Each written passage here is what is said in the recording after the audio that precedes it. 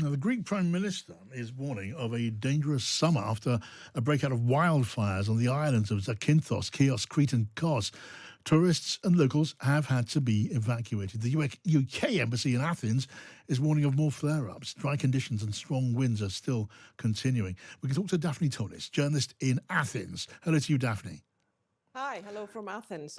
Yes, indeed, it's a dangerous summer ahead, as the Prime Minister said, as we've had very early on, wildfires very early on, and that's due to the rising temperatures. We've had heat waves in June, which is not so common for Greece. Normally, we have heat waves in July and August. It's been a very dry winter.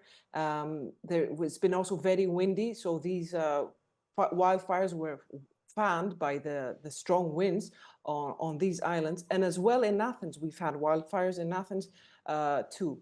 So at the moment, things have calmed down a bit. Tomorrow we're expecting even some rain and the day after.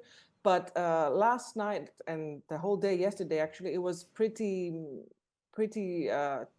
terrifying on the island of Chios and Kos. We've seen images of people and tourists being evacuated. They overnighted at a football stadium and a basketball stadium, at public schools. People were taken there to safety, basically to be away from the flames that were approaching the places that they were staying. Yeah, I mean, clearly the scale of this is quite worrying. But mercifully, Daphne, we haven't seen any major injuries, have we, or loss of life? No, we haven't so far. We've had some non-life-threatening burns and volunteer firefighters and firefighters that were injured during their battle with the flames. But fortunately, not loss of life due to the wildfires.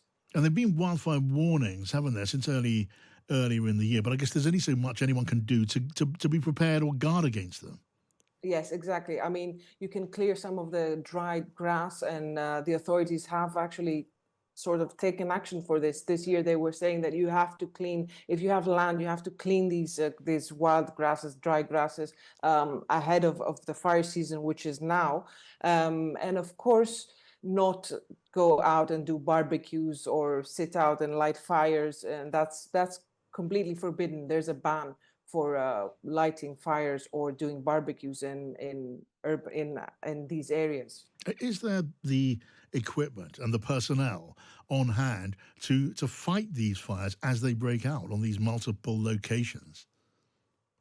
Well, what's different this year compared to last year and the years before? Now, for example, in Athens, that I spoke to the press people of the climate crisis ministry, and they said that this year is the first time that they're using drones.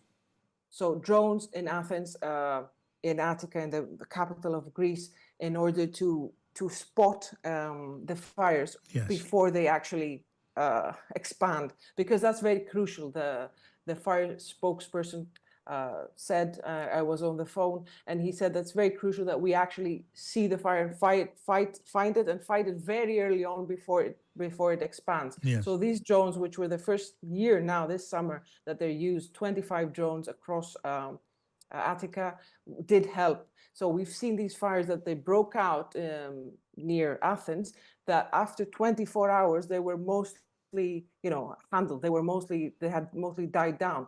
Of course, next year we're expecting more aircrafts, more firefighting personnel, more drones, in order to actually be able to better, mitigate and also tackle these wildfires as they break out. It can be also sometimes because of arson. Sometimes it's, intentional, or sometimes it's non-intentional that these fires break out. All right, Daphne Tolis reporting from Athens. Thank you.